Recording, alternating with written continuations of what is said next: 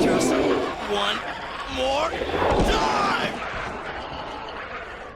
Welcome back, true believers and spectacular Spidey fans, to another episode of Spider-Man PS4 101, and actually, I should say, for right now, the last episode of Spider-Man PS4 101. Now, if you have been following me on Twitter, I have been saying consistently that I have one quote-unquote last Spider-Man PS4 video to do until I am done making Spider-Man PS4 videos for now.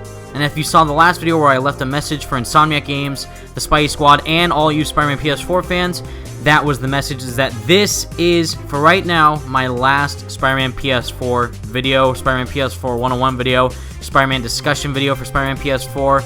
For right now, until Marvel Games or Insomniac Games or Sony or whoever's fully in control of marketing Spider-Man PS4, until we get more news of the game, I shall not be doing any more Spider-Man PS4 videos. I will totally be doing Radioactive Replay. I got another Marvel Spider-Man for the cartoon. I got another video for that coming up soon, so you should stay excited for that. And just other cool stuff that you can expect from me in the future. But until we do get more news, whether that is saying, oh, they're going to be at this event next, or, oh, there's a new trailer out or something, until we get stuff like that, then I will not be making any more Spider-Man PS4 videos. That's what I mean. This is my last video for now. So hopefully you guys understand. Hopefully you guys will enjoy it.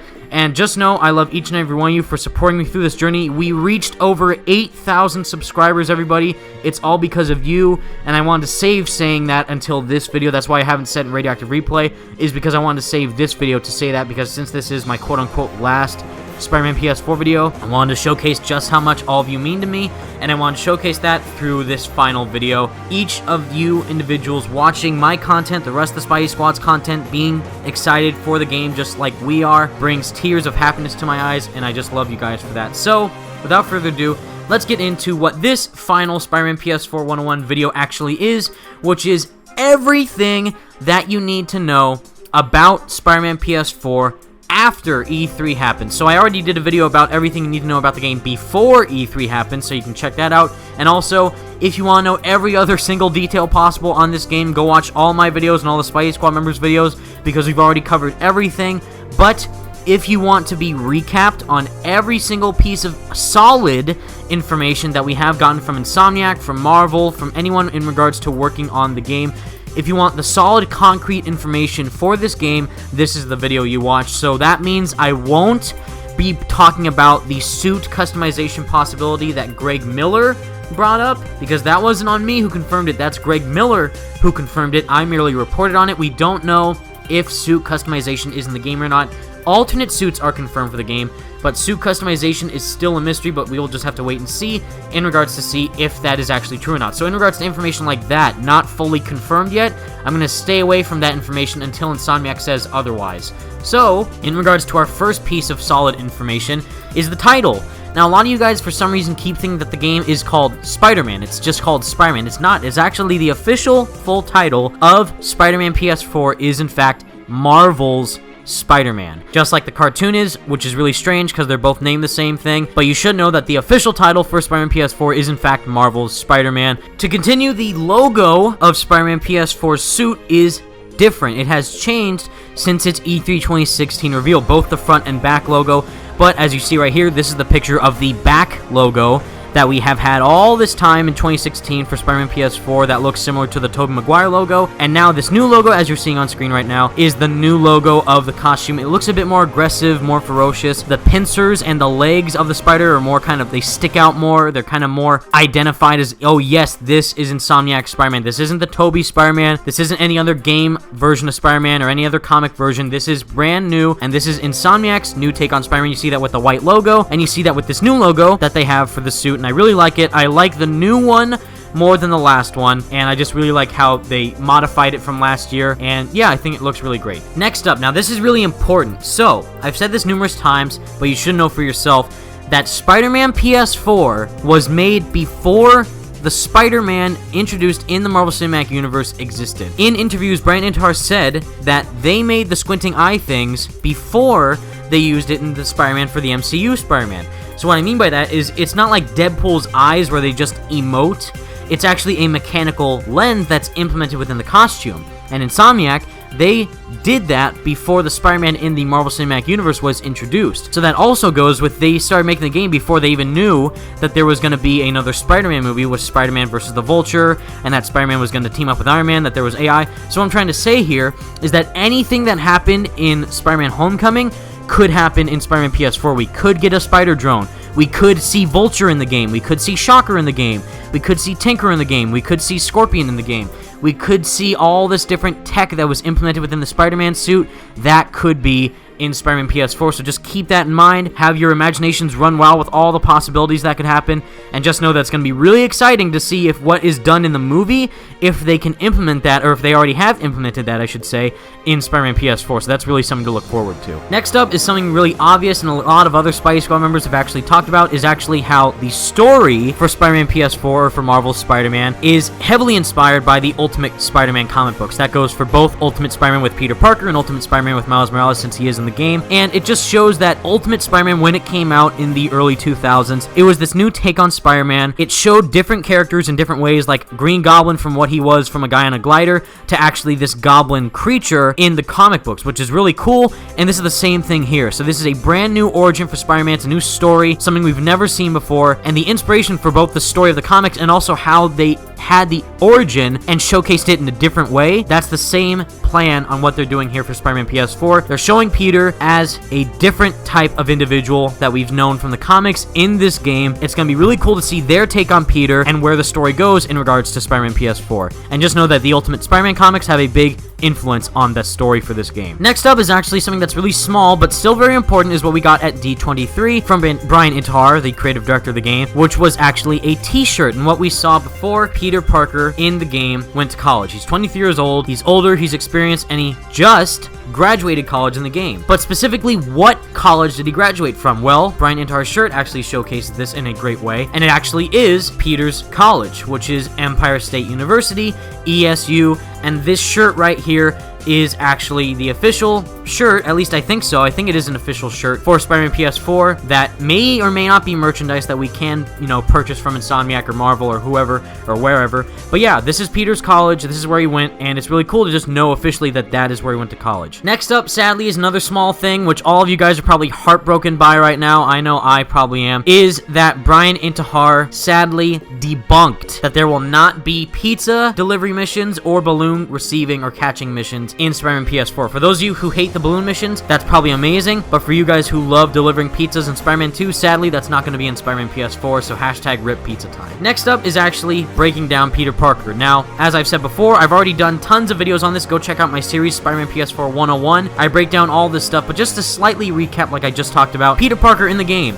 is voiced by Yuri Lowenthal, and also with Peter mainly as the character in this game. He is a scientist. That is his main job in the game. He is 23 years old, and he just graduated college. He is, like what Brian Intihar has said, he's like an Olympian in his prime. That is how skilled he is as Spider-Man, and that's how hardcore they're going to make their version of Spider-Man in this game. And that's really cool to see, and I'm really liking how they're going with the more experienced route of Peter Parker. And again, he made his own Spider-Man suit. He made the suit. He made the logo white for a reason. He made his own web shooters. He did everything himself because just how smart he is. And since he is a scientist, we don't know if he is working at Horizon Labs or Oscorp, but just know since he is a scientist and you can upgrade stuff in the game, mainly that will most likely be because of how he is a scientist and he can upgrade stuff himself because of his intelligence. And really something awesome that you may or may not know about is that Peter Parker gameplay is 110% confirmed to be in the game. That is 100% confirmed, everybody. Get excited. However, we don't know the full extent of that. Does that mean that we can play as Peter Parker free roaming in New York City and change into Spider-Man whenever we want to, which is a dream of us hardcore Spider-Man gaming fans?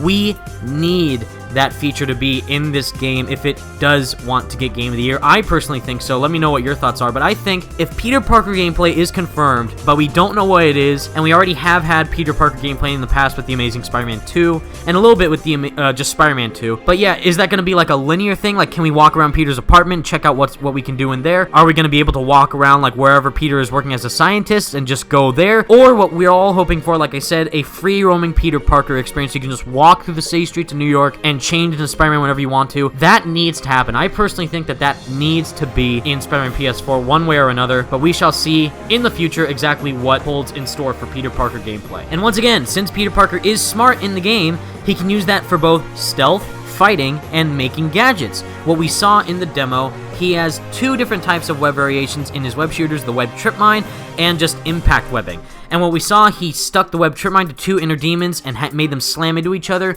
We also saw that where he stuck one inner demon to the wall. And what Insomniac says is that there's way more uses for that device, and also is that you can continuously make more gadgets, because those aren't obviously the only 2 gadgets in the game. There's going to be way more. And again, since this game was made before Spider-Man Homecoming, are we going to see like the spider drone, spider tracers? I really hope so. Reconnaissance mode, instant kill mode, we don't know for sure, but hopefully the gadgets that we can use in the game are going to be really cool and influenced within the main gameplay aspects when fighting guys, stealthing guys, or just swinging around. And also with the combat is that obviously they looked really heavily at a lot of different games for the game's combat. They looked at Arkham, they looked at all the old school Spider-Man games, and they're doing what they did also with Sunset Overdrive, where you can use a lot of traversal to get around, and they're using all that and morphing it into this game's combat. So it's going to be really interesting to see what the full capabilities are of it. We already see environmental combat takedowns, we see finishing moves, we see how you can chain your combos together,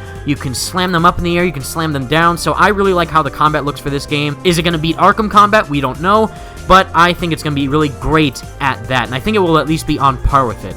So just keep out for the combat in the future when we see more of the game. Next up, what is actually confirmed is that it is Norman Osborn who is running for the mayor of New York City, or what it says on this billboard right here, it says, "Re-elect Osborn for mayor, a better New York." Does that mean that this is an Easter egg, or that it could mean to something greater? I don't think this is an Easter egg at all. It's been shown in the E3 2016 trailer and the E3 2017 demo, and they keep showing it, and obviously is that Kingpin and Mr. Negative are only early villains in the game that you do fight. They're not the main villains, everybody. If you did see the collaboration video I did with Slickmoth, we did discuss who we think the possible main antagonist of Spider-Man PS4 could be, and we both agree that it is Norman Osborn, and since he is running for mayor, that only furthers our speculation. Does that mean he's going to turn into Green Goblin?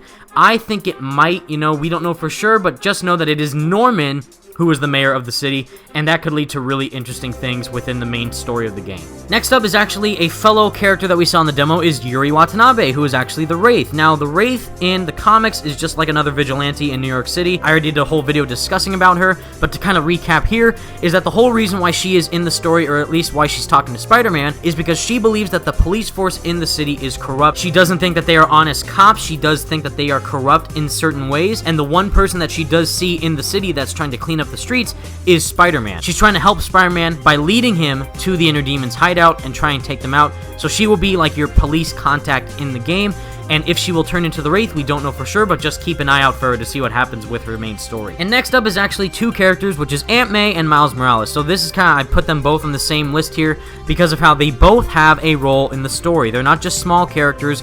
Both Aunt May and Miles Morales have a role in the story. Miles Morales will showcase another side of Peter Parker. That's what Insomniac have said on Twitter. Does that mean that we will be able to play as him as Spider-Man? Is he already a version of Spider-Man? Is he like, the one with the black and red suit? Is he a Spider-Man? We don't know for sure, but just know that his story will in fact show a different side of Peter that we haven't seen before in the main narrative of the game. And as for Aunt May, since she works at the homeless shelter that Martin Lee runs when he's not being Mr. Negative, and she works for Martin Lee, and Peter Parker knows Martin Lee because of Aunt May working at the feast shelter, she has a bigger role in the story. She does in fact have a certain role in the story.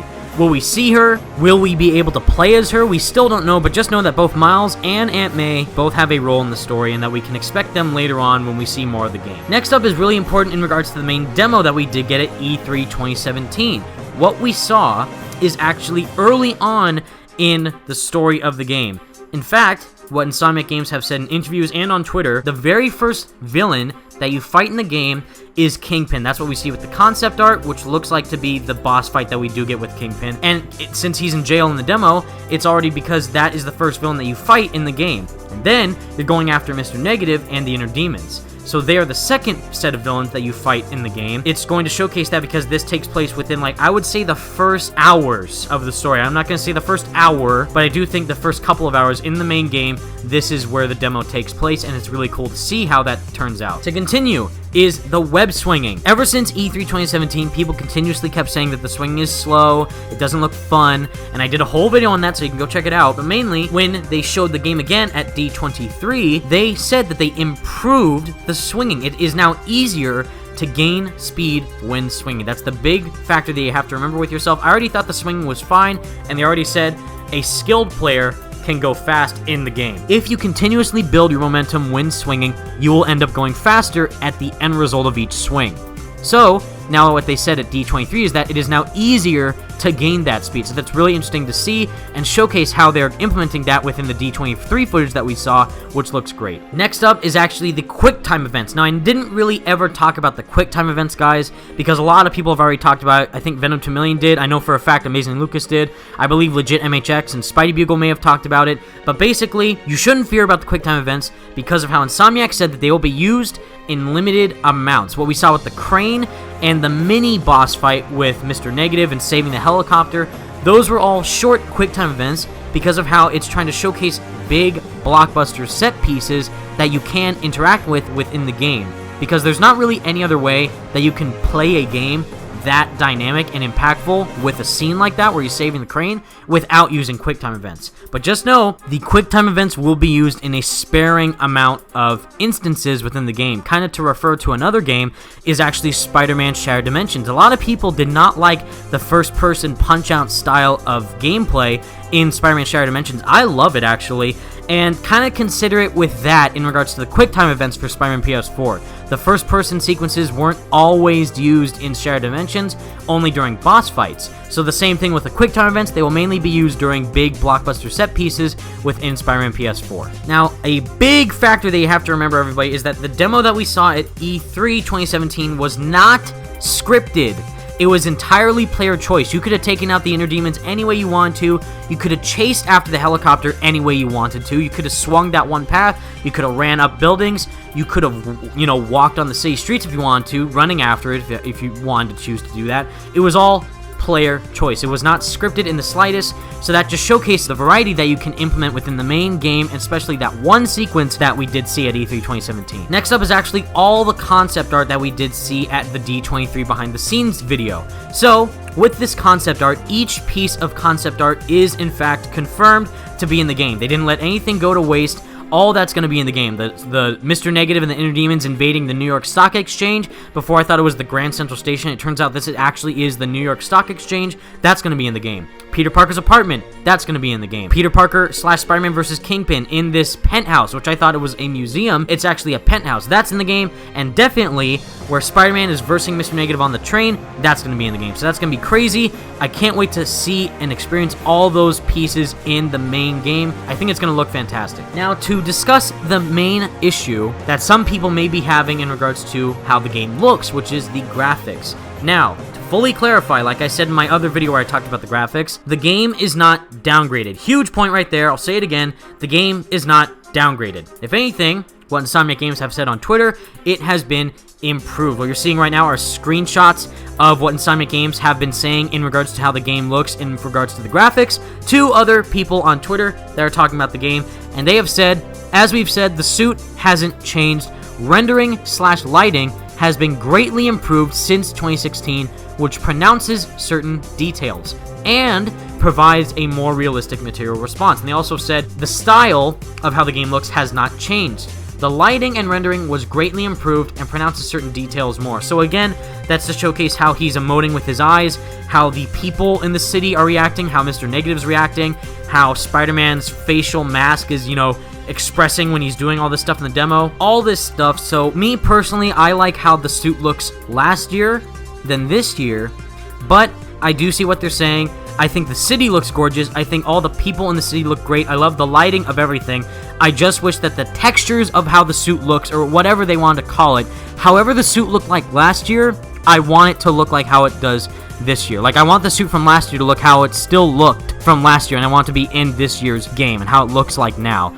But that's just me. You guys may like how it looks this year. but still, me personally, I like how it looked like last year. And the most important thing, everybody, is that the game is in fact coming out in 2018. However, there is a silver lining, is that Sean Layden, the president and CEO of Sony Interactive Entertainment, has said that all of Sony's big AAA exclusives like God of War, Days Gone, Detroit Become Human, and Spider-Man are all coming out early to mid 2018.